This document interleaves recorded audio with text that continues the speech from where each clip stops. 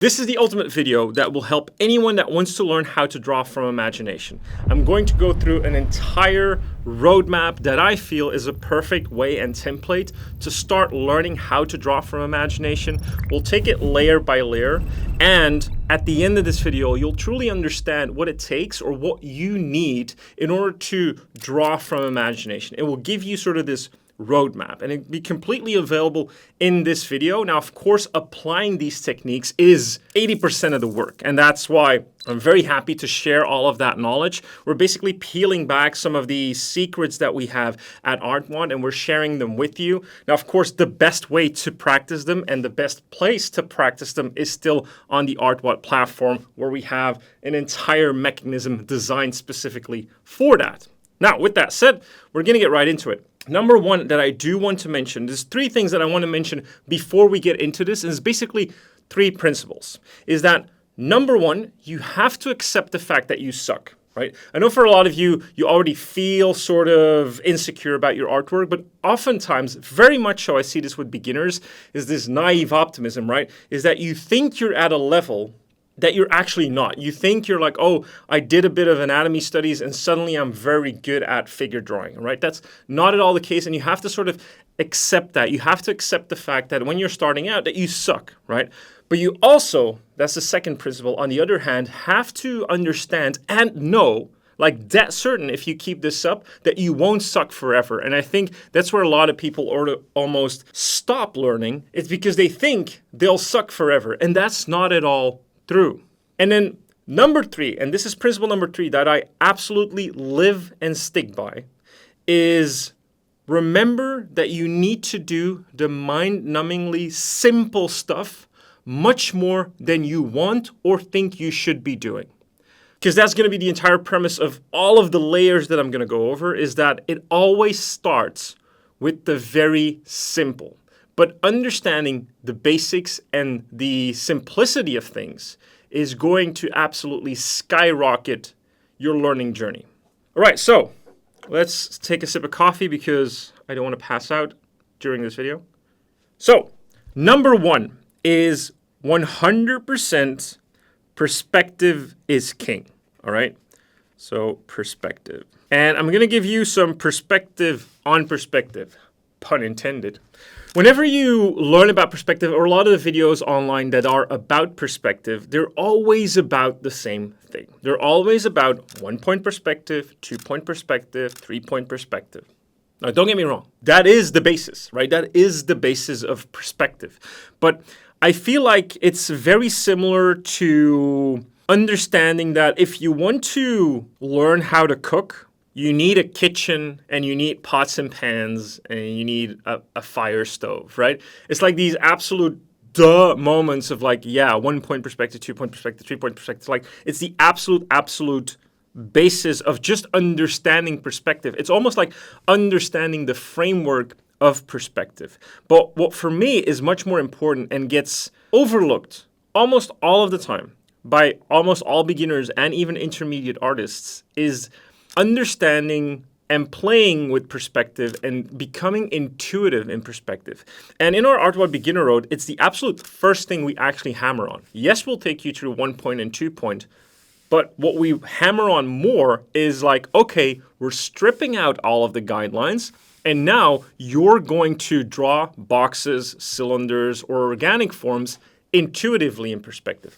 And the reason I find this is so important is not because what you're actually doing is you're replacing, you're replacing accuracy for believability, right? So believability. Right, so you're replacing accuracy for believability. And for me, basically anything in art, in representational art, in visual art, and even in concept art, it's not about being technically accurate. It's about making things cool and believable, right? They need to be fun to look at, because why else would we make art, right? Then we can just make gray boxes in games and be done with it, right? So it needs to be entertaining to look at. Even a painting, a fine art painting, it needs to be fun to look at. So it's more about the believability of things instead of the hyper-realism or the technical accuracy. So when you go and practice perspective, I want you to just practice it after you've gone through the checkboxes of 1 point and 2 point is to strip away these guidelines and just see if you can build a box intuitively in 2 point perspective. Can you build a box intuitively in 3 point perspective? Can you exaggerate things?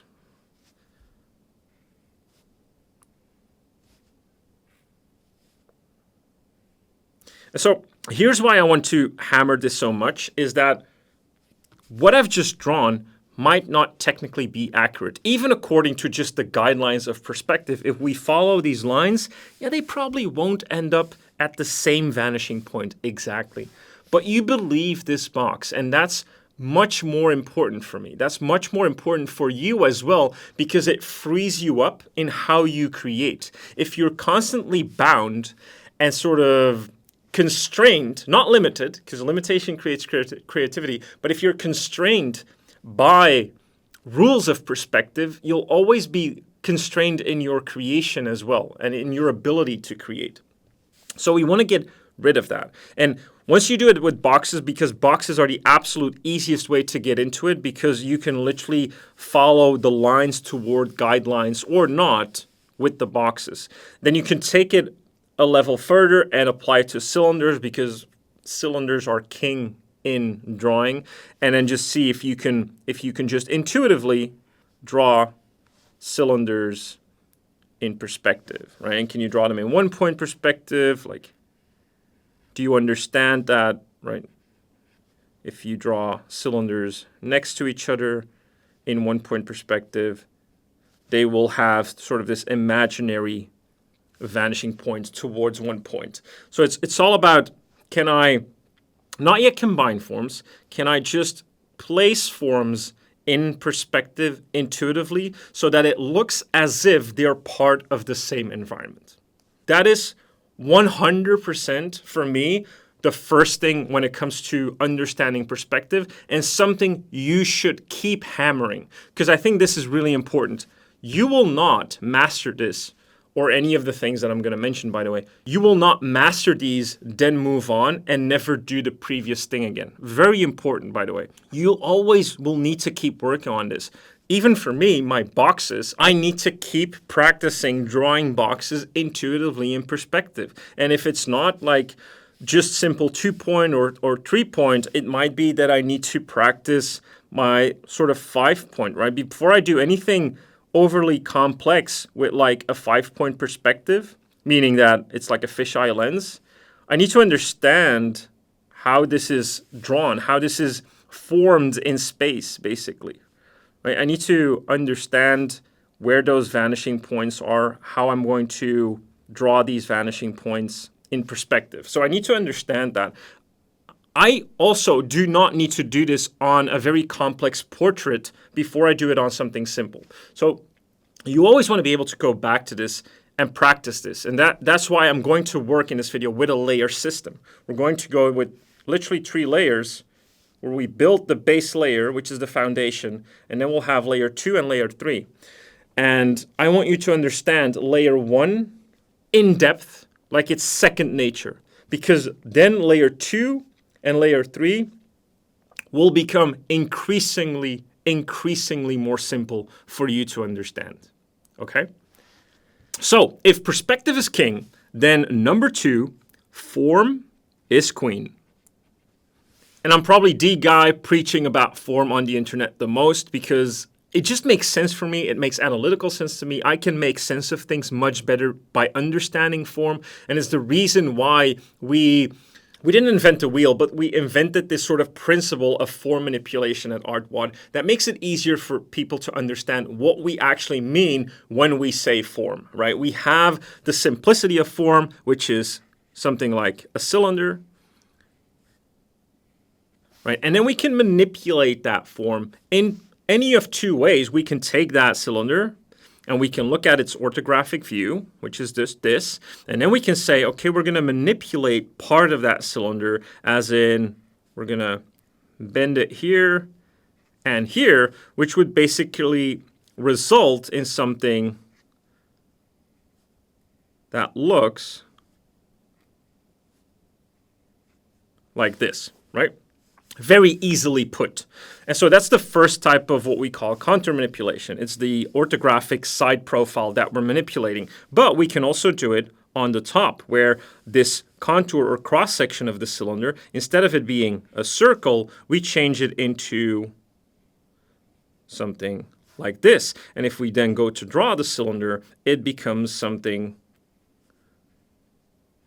completely different.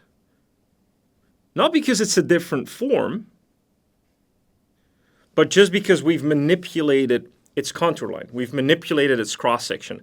And because of that, we can now create much more, increasingly more complicated forms. And that's what I absolutely love about contour manipulation. Now, it's not only contour manipulation, it's also edge manipulation. So let's say we take the boxes we have here, right? We have this box in 3-point perspective. Well, I can take that box and I can do something similar like this, but I can round off the edges.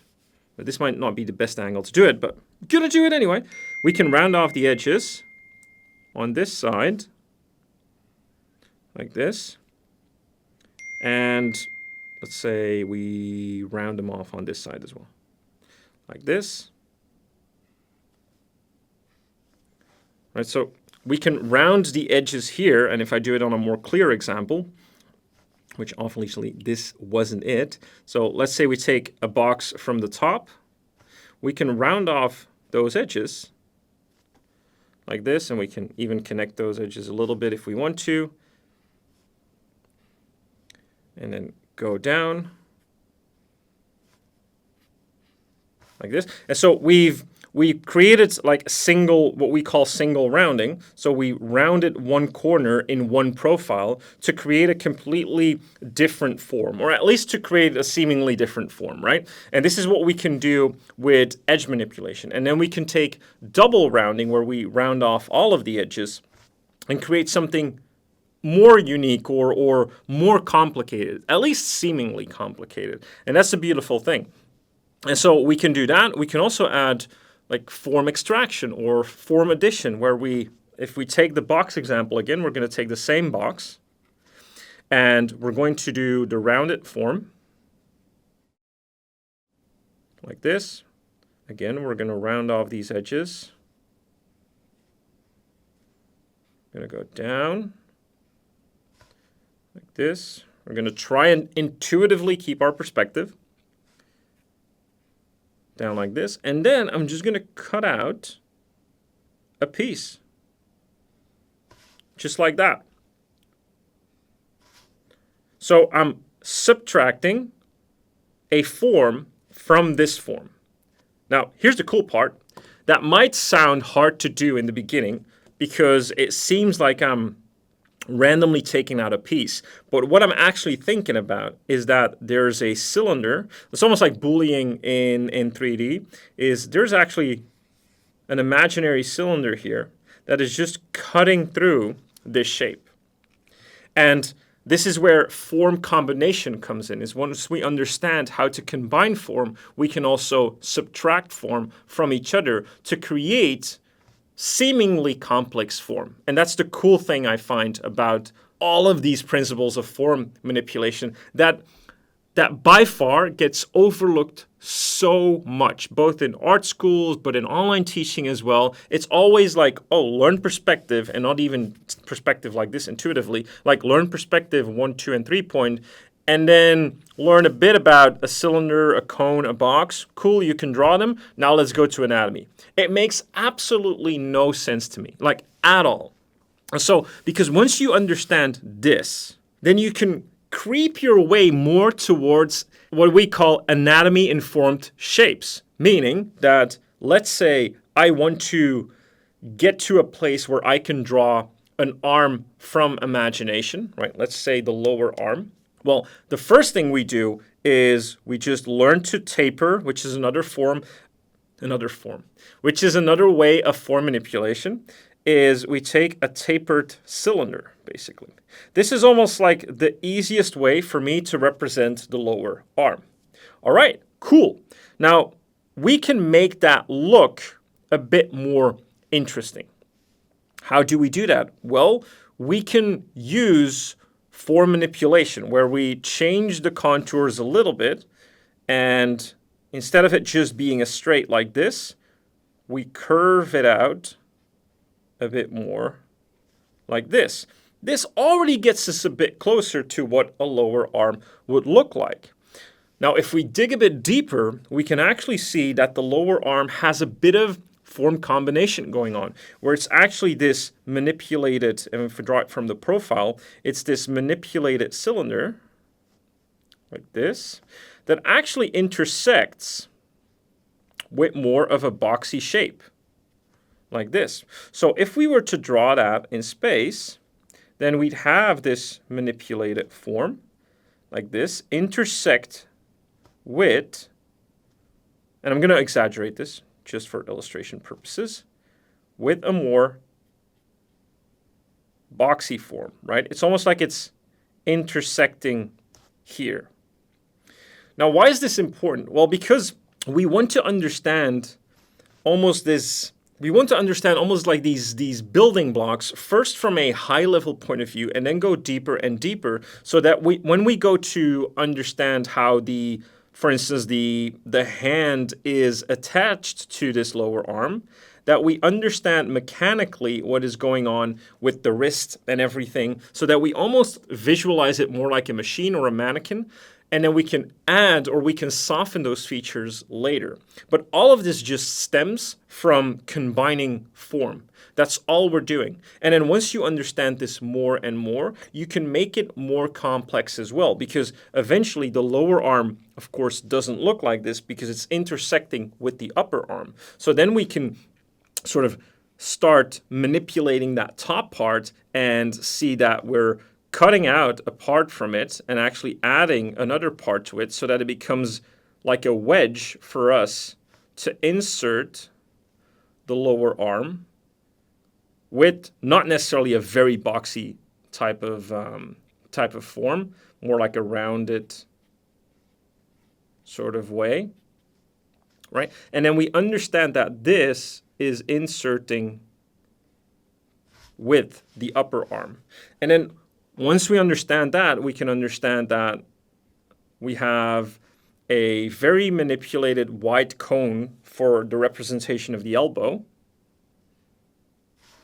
that we can then later combine all of that together to create the illusion of an arm. Because that's exactly what we're doing. We're creating illusions. We're not actually drawing an arm, right? We're creating illusions. And it's by understanding on a deeper and more granular level the intricate forms that we can bind together, that will create that illusion.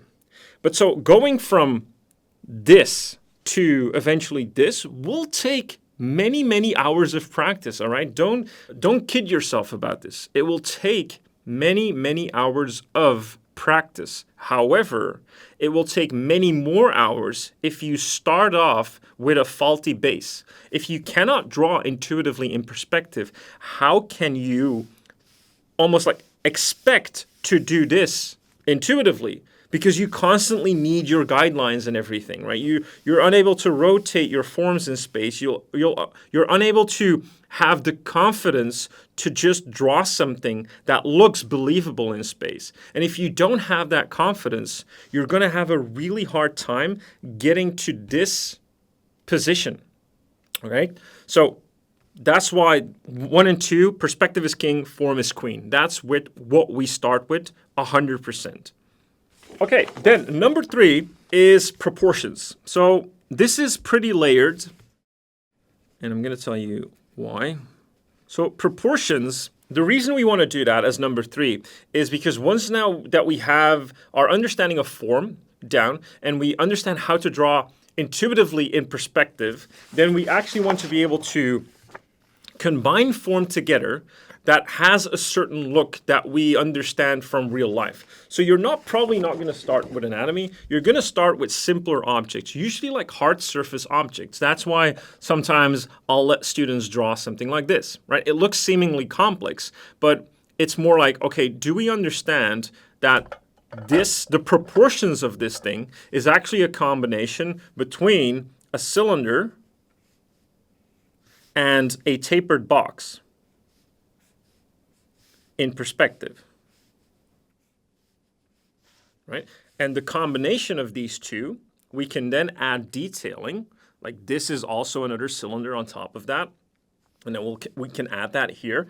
But now what we're trying to understand is not just that it's a cylinder and a tapered box, it's the correct proportions in space that will give us the best representation of this thing so that we can be more representational artists by drawing the correct proportions. And here's another thing that for me goes against learning anatomy first and foremost is anatomy is it's the very granular level of proportions and shapes. And so what I mean by that is like we first want to understand the proportions of just the general big outlines of a human torso in perspective, right? Like this, where there's some type of form manipulation going on into this cylinder. And this together represents the upper body or the torso. That is high level. Anatomy, what everyone is so obsessed with, beginners are so obsessed with, anatomy is just adding more granular detail or a more granular level of shape combination on top of this. Because the pecs and how we draw the pecs is basically manipulated sort of boxes in space, and understanding these manipulated boxes in space takes quite a bit of understanding of intuitive perspective. So we're going to have to start at step one in order to understand that we can draw forms together, we can draw forms together in the correct proportion, and then later, when we go to draw in more detail, we can look at how anatomy, what kind of shapes anatomy has particularly, and we can start adding those shapes on top of our more generalized mannequin. And so proportions are very important, and they go for everything. And probably with proportions, what you're going to do here already is you're going to navigate more towards what you would like to draw. However, I would say that anyone that wants to get into figures, do not start with figures, all right? Because you're setting yourself up for just disappointment. Practice figures in proportions by all means, but start with things that are simpler, that are easier to understand. Even things like this, right? Just cultivate a better sense of intuitive perspective first, before you then try to draw correct proportions in perspective, before you then try to draw something we recognize every day, which is humans. We can intuitively see when something is off about humans. It's the same with cars. It's very frustrating for us to draw cars because when something is off, we notice it immediately because we see cars every day. However, if you draw, like, let's say the camera that's pointing at me right now, and if I draw that camera with like a lens that is just way too big compared to the body of the camera, and the body of the camera isn't actually this elongated rectangle, it's more of a box, elongated box horizontally, no one's actually going to care that much because no one really knows what those proportions are very accurately, and we don't see cameras like this every day. So we care less, and your result is going to be more acceptable. And it's good for you because then you can work more on, can I refine these proportions for this camera more down so that I can start to understand proportions in space more accurately? Because this will make you incredibly good at drawing from imagination and understanding things in perspective pretty accurately. Then number 4 would be going to study. And when I say study, is we're going to study what looks good. So study what looks good. Now, the reason I put this in here, it's not necessarily a fundamental, although it is. It's more to keep you motivated and double check what you've been learning so far actually works. Like that it actually is helping you to better copy the things that inspire you. So this could be copying comic artists. It could be copying whatever drawing you want to copy. Again, as a small disclaimer, I would keep it to drawing for as long as possible. I do this at Artwod, and I'm a big believer in drawing first and painting later. So you're not going to have much benefit at copying paintings here because you don't have the understanding yet to copy those paintings. If you want to copy paintings, be my guest, but it's like it's not going to give you the most return on investment, businessy talk. When you want to study something. But I would say, like, because you've been doing this, right? Because you've been doing these proportional studies, you've been doing form studies. If you then go and then look at a drawing from like a famous comic artist, or let's take something here. Well, let's take the cover of the book, right?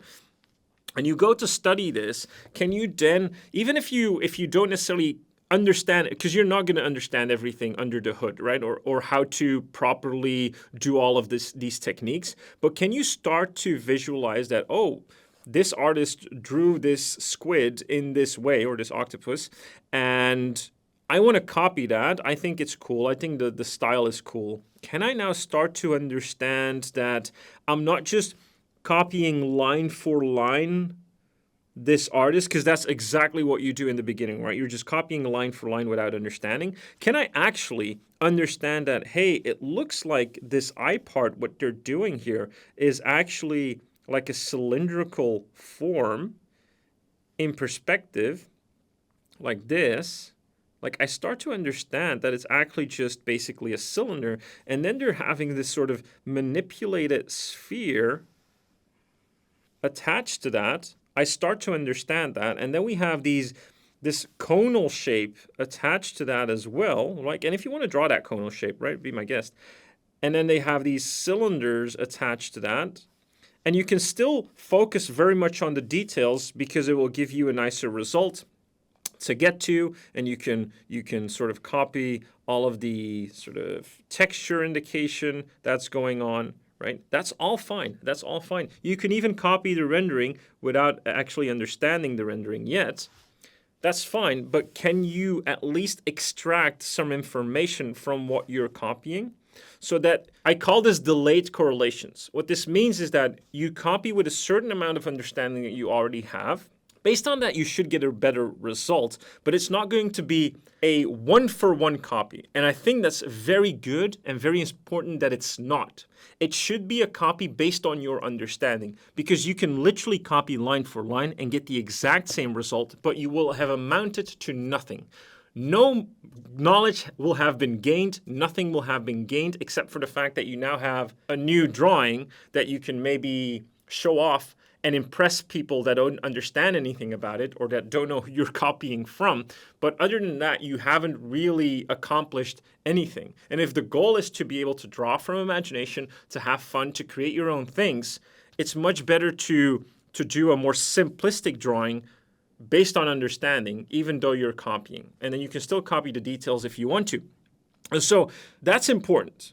So the reason I think this is super important is because you'll have delayed correlations, meaning you're already copying good design, good shapes, without yet understanding that they're good design and good shapes. But then later, when you become better at your craft, you'll start to make these delayed correlations like, oh, I copied this artist back then, and that's why they were doing it that way. Because I now understand it better. I was copying them already with a certain understanding. Now I have more understanding, and I can make this correlation again, like when I'm doing a new design or I'm creating my own squid, I'm like, oh, that's why they did that. But when you just copied line for line, you won't even remember anything of that because you didn't draw from a place of understanding, or you didn't study from a place of understanding.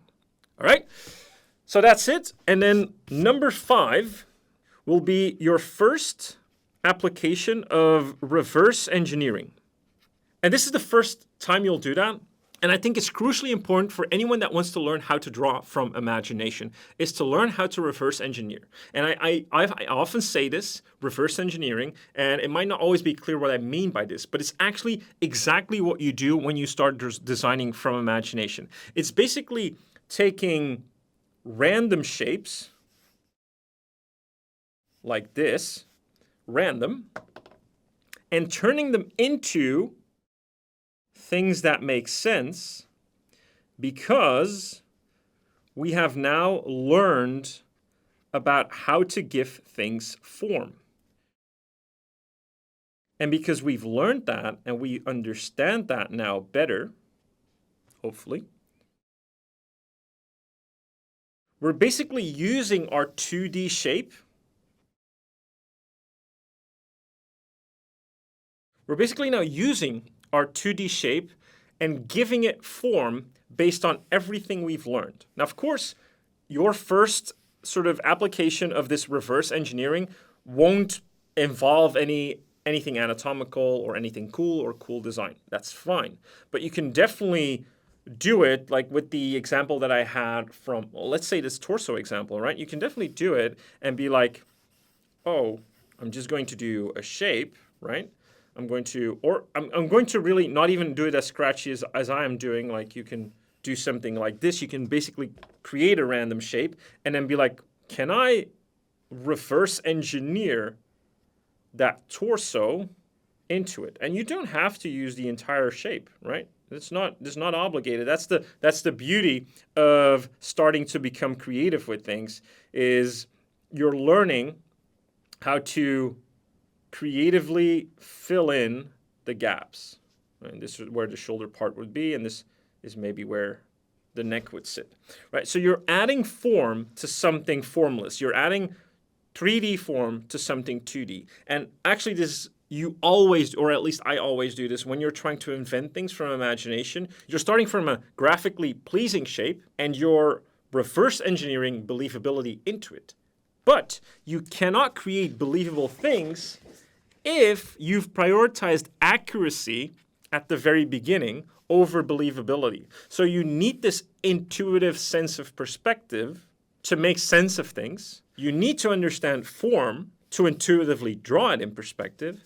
You need to be able to combine form with the correct proportions in order to make something look more believable. You need to have studied things that look good in order to understand some of these shapes and just have a bit more confidence when it comes to drawing something that looks good. And then you'll have your first sort of test, and you do this over a long period of time, where you create random shapes and you try to fill it in with everything you've learned. And for me, that is layer one. This is 1 to 5 is absolutely layer one. And it's a lot of what we mention here, right? I think in the free ebook that you can download, we take it until proportions. We don't necessarily do 4 and 5. That's more on the Artwod program where we help you and it's easier to steer you because we have a very unique mechanized in-app system where we can literally give you those shapes to apply and study from them, all right? It's the reason I built Artwod. So, but I'm giving you this knowledge to help you better understand. And if I help you better understand, you're more likely to use Artwod as well. Okay, as simple as that. I'm happy to admit that. And you'll be the more happier for it. So it's a win-win for everyone. But I want you to understand that for me, and this is for me, this is layer one. And I'm doing this from an analytical point of view. From an analytical point of view, this made so much sense for me. And here's the irony a bit, okay? I didn't start learning like this. I did a lot of this intuitively and I did a lot of this unconsciously, but I still made a lot of mistakes along the way. But what I now did was I reverse engineered how I actually learned, and I'm just trying to perfect the way that people can learn. At least people that want to be analytical about it, that don't necessarily have this sort of creative sense of, I'm just going to create and I'm going to figure it out along the way.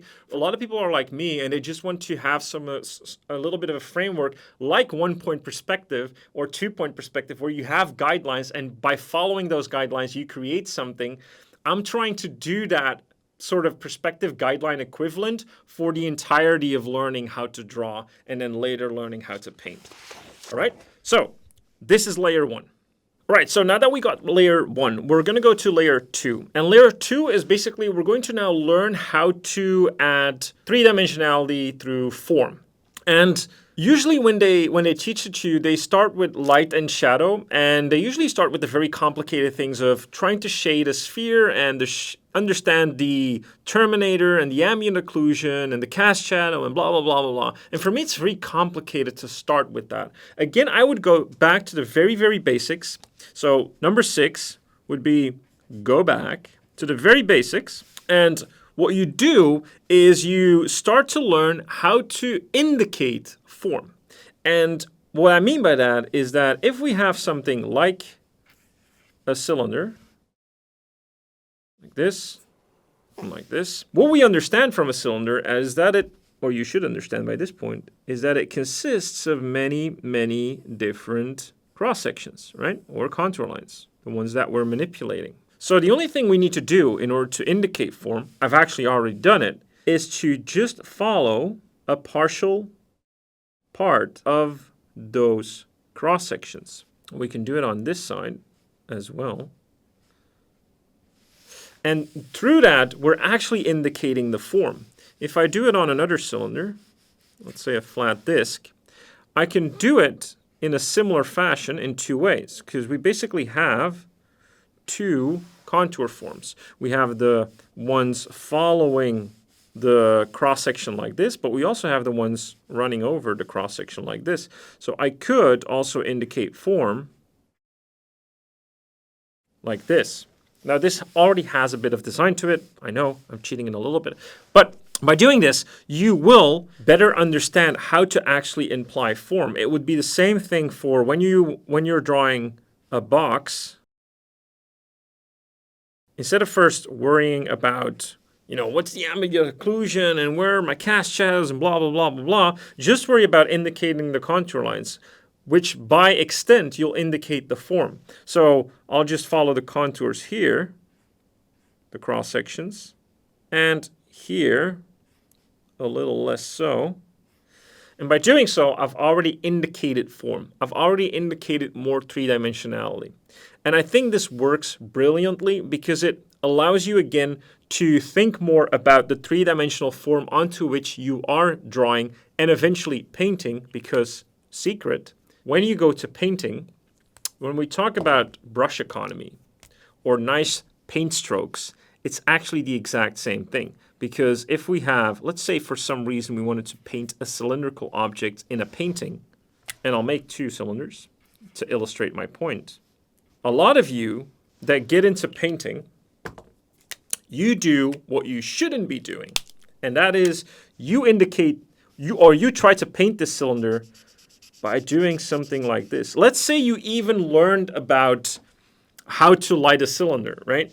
You're just filling in, especially when it's digital, you're just filling it in like just chaotically, and your painting becomes messy. However, if you've learned how to indicate form following cross contour lines, you'll know that you can indicate the form of the cylinder by doing the exact same thing, but just with thicker strokes. You're essentially still drawing, but you're using paint strokes. And for me, that's the secret to good painting. It's by understanding this. And that's why I'm such a proponent of learning how to draw first, because you can learn 90% of painting with drawing. Okay? So that would be number 6. Then number 7 would be to learn cell shading. Now, why cell shading? Well, we've just learned how to indicate form, right? And the next step you'd think would be to now make it more complicated, but actually I want to learn to simplify it. And what I mean by that is that if we have our cylinder,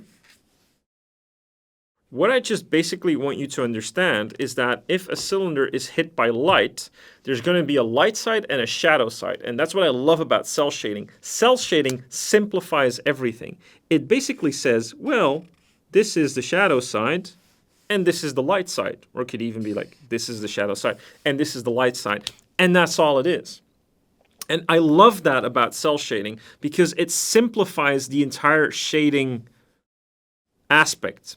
I really don't understand why we hammer so much on getting all of these principles of light and shadow to people, to beginners first, and overcomplicate them with these complicated terms of ambient occlusion and occlusion shadows and cast shadows and terminators. Like, you're already trying to juggle so much.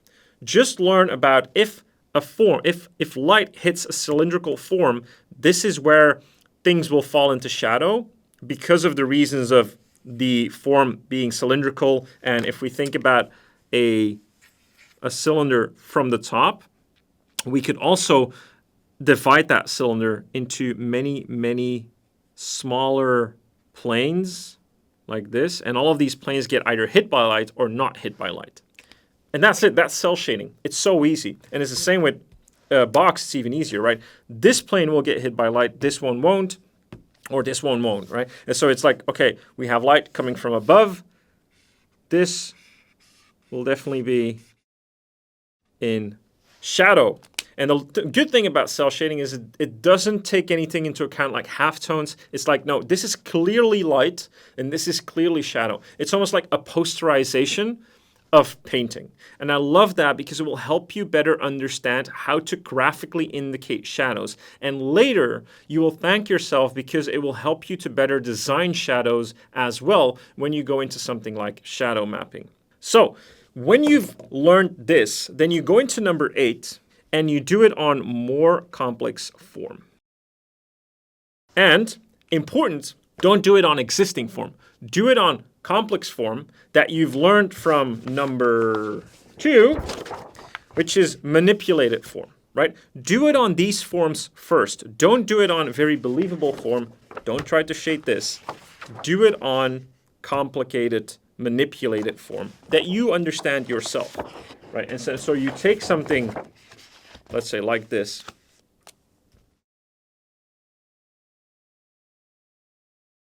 We can even cut out a hole if we want to. Right, so let's say you've taken something like this. Then you're just going to learn how can I shade this. I'm going to have the light hit from another side just to illustrate my point. So you're like, oh, this is a cylinder, so a part of it's going to be in shadow here, and then we're going to have this in shadow as well, like this. And this is also going to be in shadow because the light is not hitting there. So I'm basically just using the simple rules of light and shadow to my advantage. And that's it. And you do that on more complicated form. You do it on cylindrical forms like what you have here or like what we have here in the book, right? So forms like this is like, okay, I can understand how to cell shade this or indicate form on this. Can I do it on this as well? So it's non-existing form. It's not believable form because that's what you would do on number 9. So from number 8 to number 9, you then upgrade to believable form, right? So what is believable form? Well, let's say in layer 1, you've tried to tackle drawing a head. So you've done your perspective exercises, but instead of only doing boxes, you've started learning how to draw the mask principle of Loomis intuitively in perspective, and then you learned how to manipulate that a little bit. So you learned how to maybe just take the mask, but just manipulate the face mask part of it like this, right? Let's say you also understand you cut out the side of that head, and then you go into believable proportions, which is basically the proportion between the cylinder and the face mask. You understand that better and better. You maybe even understand how to add a cylindrical shape for the neck to that, right? You study what looks good. You reverse engineer shapes. You've done all of that. And then you come here and you're like, okay, I'm going to draw that Loomis head again. Maybe it's going to be tilted a little bit because I understand things now better. So we have this sort of in perspective like this, right? So it's more believable form. And let's say you even learned how to cut out a part of the shape like that. So if we follow the contour, this is basically how it looks. And you're like, okay, I'm going to light that. So we're going to cast light on top of this. We can either do indicating the form, or in this case, I'm going to do cell shading. So I'm like, okay, I understand that. Probably most of this is going to be in shadow, and then what's being cut out here for the eyes is going to be in shadow. So I'm just going to do that. Like this. And like this. Right? So this is more believable form, as in it represents something that is more believable, in this case, a head. And so then you upgrade your complexity as you go along. I'm making these layers so that it's applicable for everyone at any level. And usually the level you're at is the complexity of the forms you understand, because the more complex your forms become, the more you have to juggle and really grasp all of these fundamental aspects. So all of you that are watching, I want you to be able to go through all of the layers with the simplest forms possible, like a box or a cylinder. Because you can then train sort of both drawing and shading and eventually color in layer 3 on all levels. And then you can upgrade your complexity as you go along, as I just did with this Loomis head.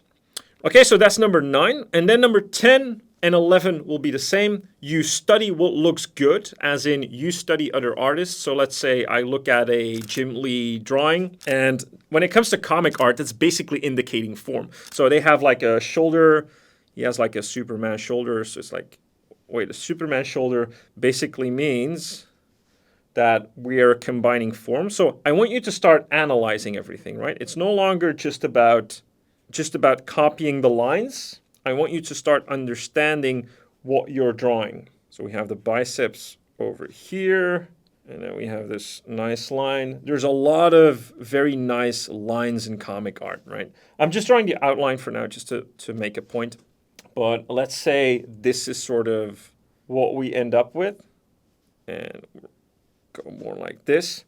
Then there's a lot of shading going on. But I want you to understand from the shading that it's actually what Jim Lee is doing. He's thinking about the form underneath, right? So he's thinking about this cylindrical form for the shoulder intersects into this cylindrical form for the upper arm and the lower arm. That's what all comic artists do. They don't care that much about anatomy, right? They just care about form.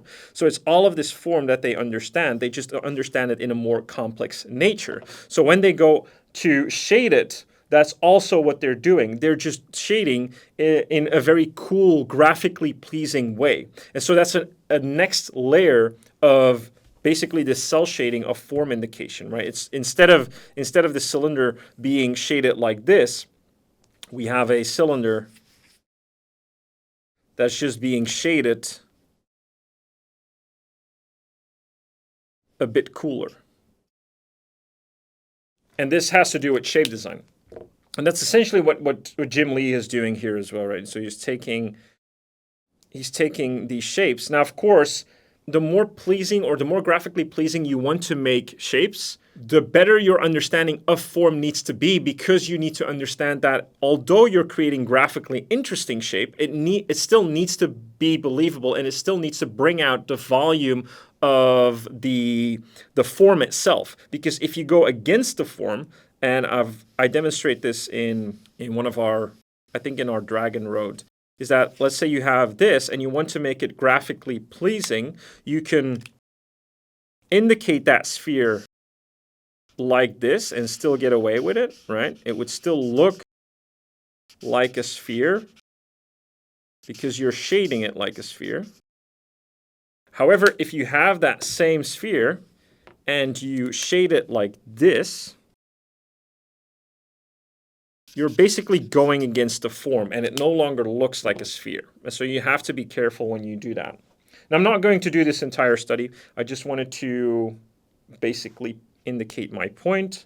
But you see that with hatching, what they'll do a lot as well is like they will go with the form, right? Now, they will heavily also emphasize terminators and all of that good stuff, but that's just because they really understand that, and they will make very graphic indications of the shapes as well.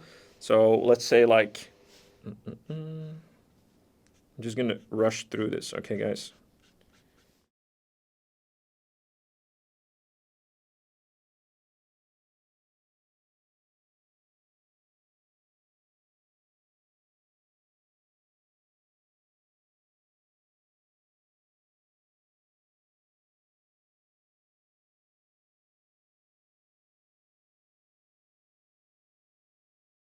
All right, so you'll see they'll follow form like this, and then for more halftones, they'll also follow the form, and this will slowly start creating more and more form, and they'll use cross-hatching. And so when you go to study this at this phase, right, there will be things that you definitely will not understand about the hatching. For instance, you won't understand that they'll leave this gap open right here to suggest bounce light. you don't need to understand it yet. What you need to study and try to grasp is when you study masters like this, what you're trying to grasp is, can I understand the concepts of this form indication, of the cell shading principle, of indicating form on more believable shapes? Do I understand that in this case, Jim Lee is trying to suggest the form of the shoulder by shading on this side of it, while this is a manipulated cylinder and this is a manipulated cylinder, and to indicate that form, he's literally following the contours like this. That's what you're gonna try and understand from these studies, right? So you're going to study what looks good to understand it better when you go to do it yourself. So, and then again in number 11, what you're going to do is you're going to learn reverse engineering again. You're going to make cool graphic shapes, and you're going to then apply everything you've learned again. And that will be layer number 2.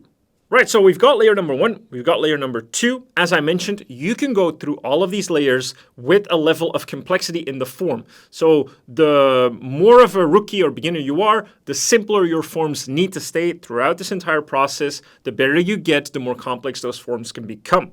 So number 12 in layer number 3 is basically we're going to start adding more volume and believability. And we're going to do that through halftones. Now, I want everyone to understand halftones early on, actually. And the reason I want that is because halftones are really the bread and butter on making things look three-dimensional. When you look at me, the way I'm lit, there's actually not a lot of shadow going on. It's all halftones. And it's because when we sit in daylight as well, there are going to be shadows, especially if the sun directly is hitting our face. We're going to get shadows and dark, harsh shadows underneath our chin and our nose and blah, blah, blah. But most of the time, actually, believability comes from the subtle differences of halftones. So what you're going to do, again, is you're going to take simple form. You're going to take your learnings from cell shading. And so you're going to shade your cylinder cell shading wise first.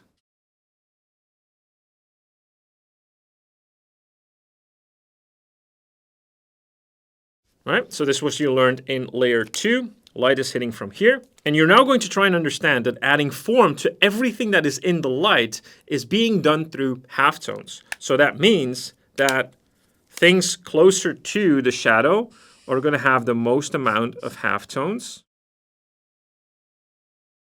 And again, because we've been learning about form and how to indicate form, we're going to be nice and keep following that form as well so that we don't go too messy. And the closer we get to our light source, the less obvious those halftones become, but they're still there. But we can see that by having this more gradual indication towards the light, that we're creating more volume and believability in the overall form. And this is essentially halftones. This is what we do with halftones. And again, you're going to then try and apply that on more difficult form. So you're going to take, for instance, let's take this, right? So you're going to take something as complex as this. So this is manipulated form. And you're going to draw it first, intuitively in perspective, again. For me, that is the most important part. But as you can see, when we manipulate things in perspective, we can bend them, we can twist them, we can basically do whatever we want with them.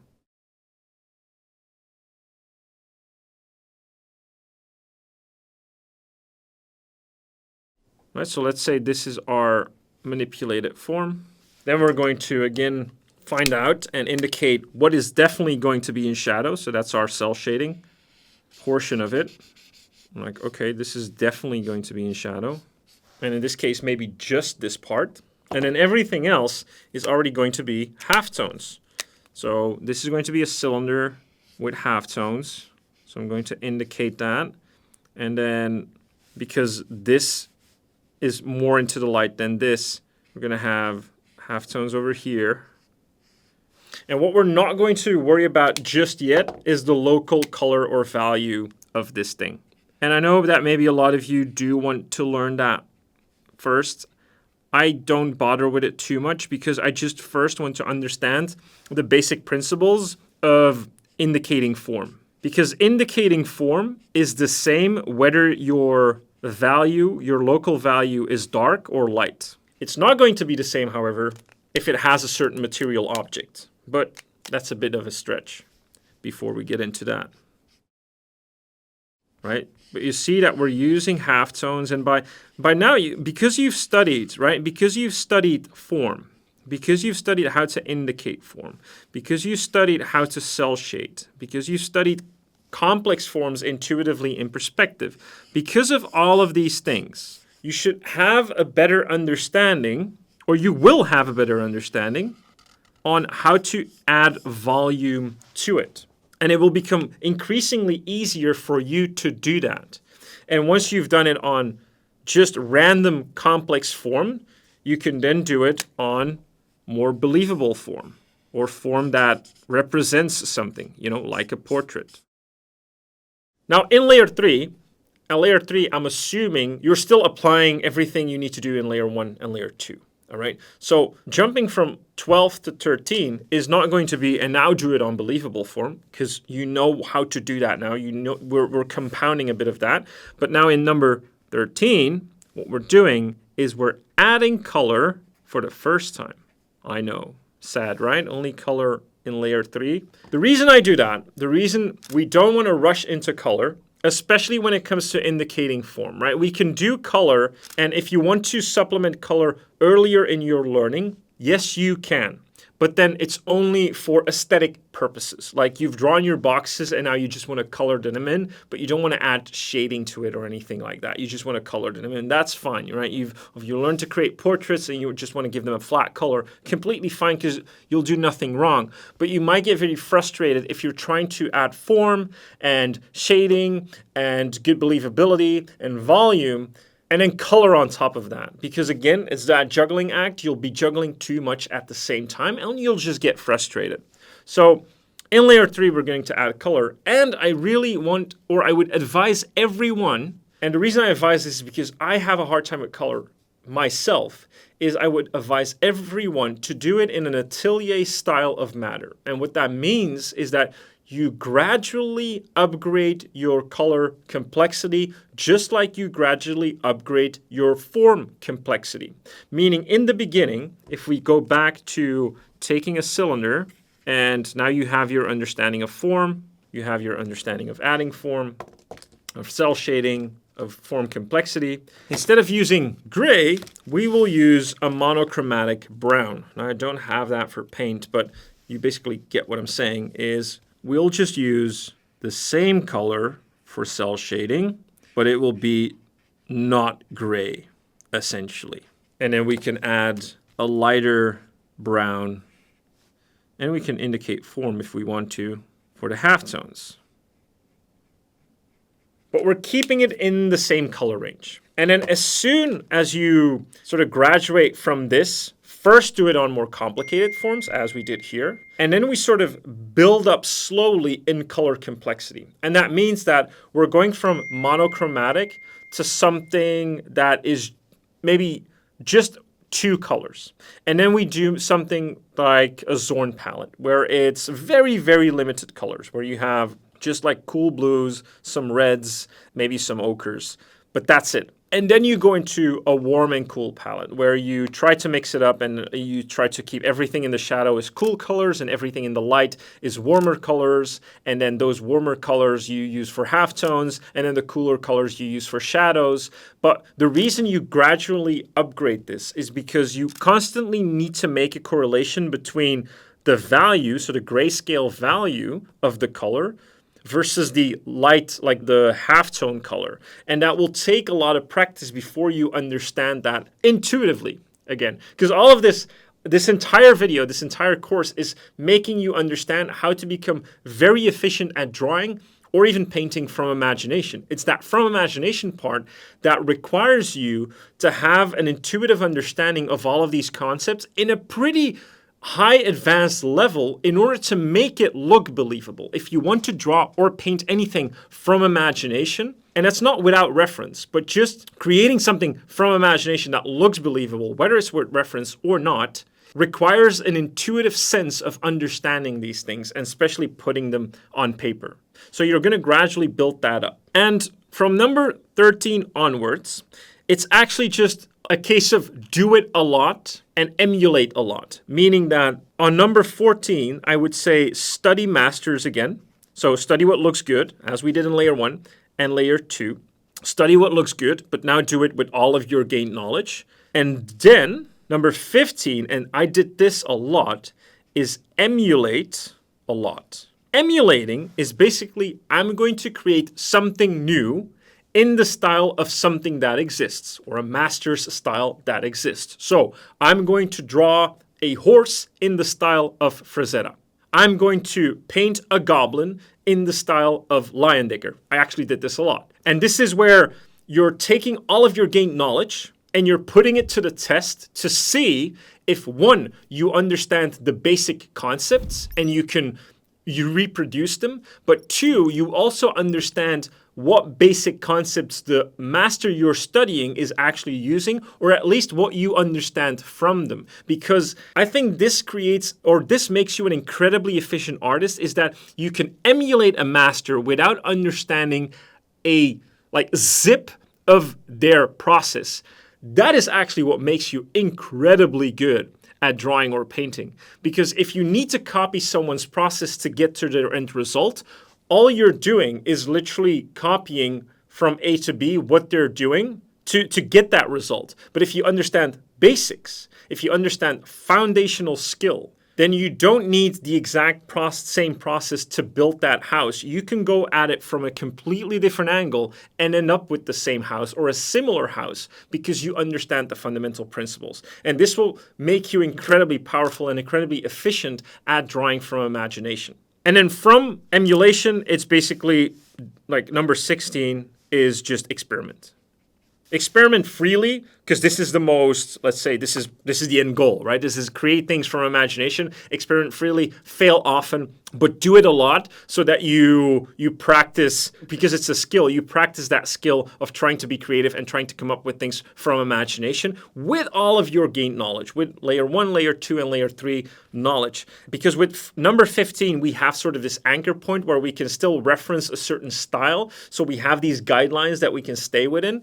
When we go into experimentation, it will be an accumulation of all of the experiments and studies we've did, like all of the emulations, all of the studies, that basically creates you as the artist. So my style isn't necessarily original. It's just an accumulation of all of these practices that I did of studying Frazetta, studying Leyendecker, studying Kim Young-ji, trying to emulate Kim Young-gi with different subject matters and all of that. And if you combine that together, that's what created my style, so to speak. And that's what made me efficient at drawing and painting from imagination.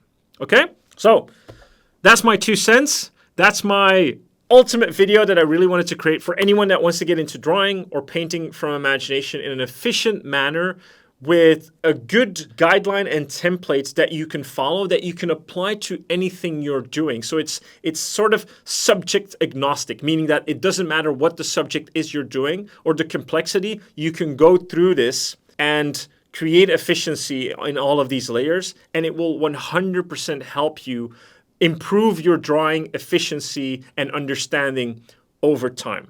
Now, if you want to practice this and if you need that sort of guideline on how to practice all of these layers, then you know what I'm going to say, Artwod is the place to be.